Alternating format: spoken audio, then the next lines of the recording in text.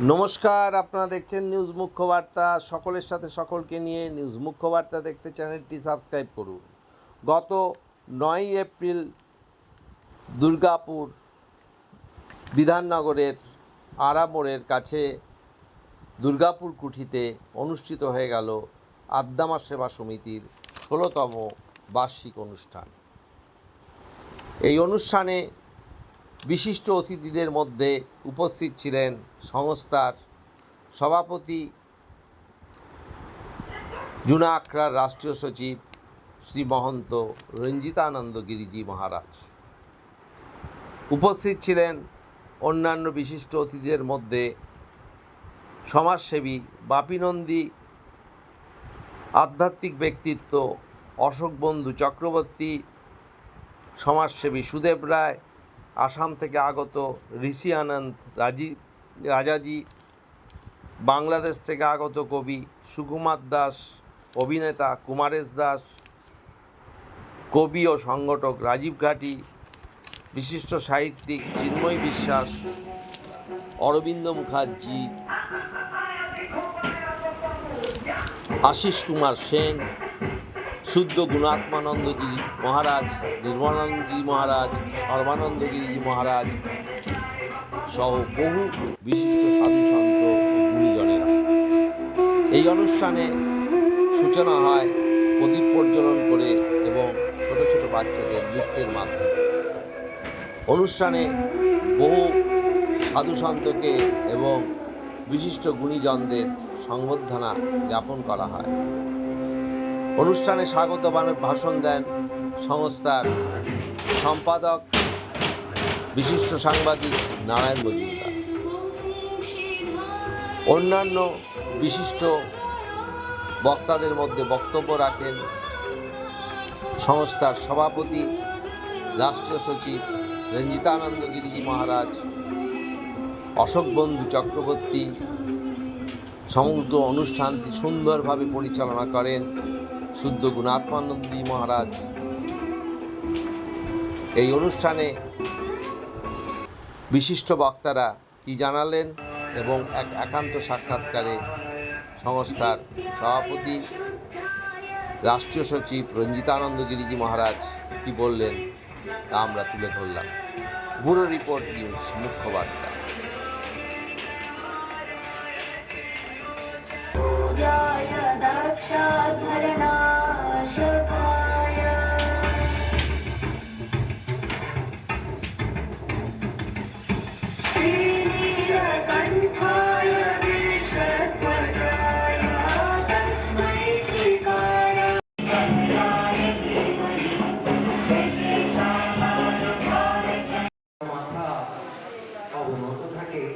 এবং সাধু সঙ্গ এই এক মহতি সঙ্গ।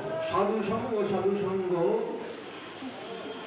সর্বশাস্ত্রে লবমাত্র সাধু সঙ্গে সর্বসিদ্ধ চৈতন্য চরিতামৃত।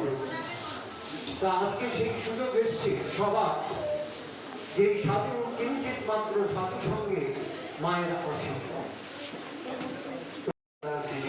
স্বাস্থ্য শিবির এই ধরনের অনুষ্ঠানগুলো করেছিলাম, সেইগুলো যাতে আরো বেশি করে করতে পারি সেই দিকে আমরা নজর দেব।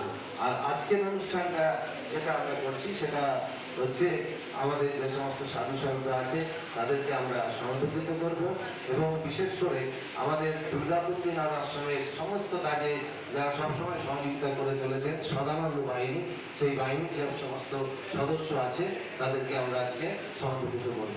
আমরা আমাদের মধ্যে আজকে একজন বিশিষ্ট অতিথি পেয়েছেন, তার মধ্যে রয়েছেন বাংলাদেশ থেকে এসেছেন সুকুমার দাস, তিনি বাংলাদেশের সাতক্ষীরা থেকে এসেছেন। এছাড়া এসেছেন অভিনেতা এবং সাহিত্যিক কুমারেশ দাস, সাবরী দাস, এদেরকে আমরা পেয়েছি, তাদেরকে আমরা সংগঠিত করব। আমাদের মধ্যে আছে রাজীব ঘাটি, একজন বিশিষ্ট কবি এবং সাহিত্যিক, যিনি একজন বিশেষ সংগঠক। রয়েছেন চিন্ময় বিশ্বাস, আমাদের মধ্যে এখন রয়েছেন সুদেব দা, রয়েছেন আশিস কুমার সেন, রয়েছেন আমাদের অরবিন্দ বাবু। এরা প্রত্যেকের দিন আমরা পেয়েছি, তাদেরকে আমরা সংগঠিত করবো। দীর্ঘ পরিচিত, ওনার মাধ্যমেই আমি তিনাথ আশ্রমে পরিচিত পাই। এবং তিনার দর্শনের সঙ্গে এখন ওতপ্রোতভাবে আমরা যুক্ত হতে পেরে নিজেকে ধন্য মনে করছি। আজকে এই সমস্ত সাধু সন্তদের মাঝখানে বক্তব্য রাখার মতো ক্ষমতা আমাদের কারণ নেই। আমরা ওনাদের কাছ থেকেই যেটুকু পাওয়ার আমরা নিতে আসি, আমরা দেওয়ার মতো ক্ষমতা আমাদের কারণে নেই। আজ মাতা শৈলপুত্রীর পূর্ণ লগ্নে আমি ওনাদের কাছে একটা জিনিসই আশা করব যে মা সবাই যেন জগতে ভালোভাবে থাকে। আমিও এই নবরাত্রি পুজো করি, 9 দিন আমরা নিষ্ঠাভাবে পুজো করতে পারলে অনেক আশ্রমে আমরা যাই। এই সময় আমরা সবাইকে ধন্যবাদ জানিয়ে আজকে এই ছোট্ট অনুষ্ঠান ভালোভাবে সাফল্যমণ্ডিত করুন এবং প্রতি বছর এনার সাফল্য আমরা কামনা করছি। গুরু করলে আপ সমান, গুরুদেব সব সময় নিজের সমান বানাতে চায় এবং কিভাবে যে গুরুজি চায় যে ওনার শিষ্য ওনার ভক্ত যেন সমাজের মধ্যে ধ্রুব তারার মতো উজ্জ্বল হয়ে থাকে। আর সেটার জন্য কি করতে হবে? গুরুর আদেশ পালন করতে হবে। যেদিন আমরা গুরুর আদেশ পালন করতে শিখে যাব সেদিন দেখব যে আমাদের জীবনের পরিবর্তন নিজে নিজেই হয়ে গেছে। কিন্তু বিষয়টা এটা হয়েছে যে আমরা কি করি? গুরুর আদেশ পালন করতে পারি না, তাই আমাদের চাওয়া আর পাওয়া পুরো হয় না। আমরা অনেক সময় গুরুজির সঙ্গে কন্ডিশন ভক্তি করি, যেমন যে আমি তো গুরুজির শরণে আসি আর গুরুজি আমাকে এটা করে দেবে না। গুরু প্রসন্ন যখন হবে, গুরু প্রসন্ন তখনই হব যখন আমরা সাধন ভজন সাধু সঙ্গ করব। আর এই সাধু সঙ্গ কখন হবে?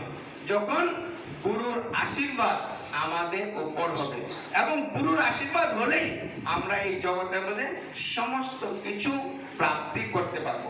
যেরকম প্রভু রাম যখন ছিল তখন প্রভু রামের সঙ্গে হনুমান আসছে, হনুমান প্রভুকে এত সেবা করেছে, তাই এই কলিযুগের মধ্যে প্রভু রামের চাইতে হনুমানের মন্দির অনেক বেশি আছে।